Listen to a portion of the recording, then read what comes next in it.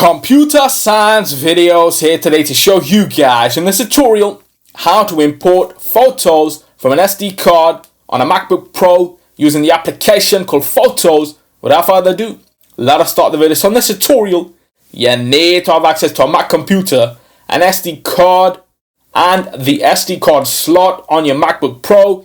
If you don't have that, you need an adapter, so then we can read the memory card. So now bring the memory card into the frame, insert that into the computer. The memory card has now been inserted into the MacBook Pro. You should see that on screen. Click on this and go to the file for the moment. Just to confirm, we have photos available in the memory card DCIM 101 MSD CF.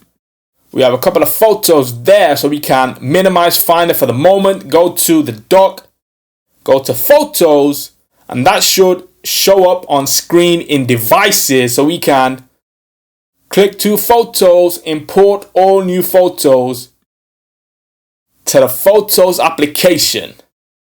And now there are the two photos which were imported. We can click on these to view them. Photo 1, photo 2, so we can quit photos, eject the SD card. That's it with this video. I'll see you guys in my next tutorial. Thanks for now.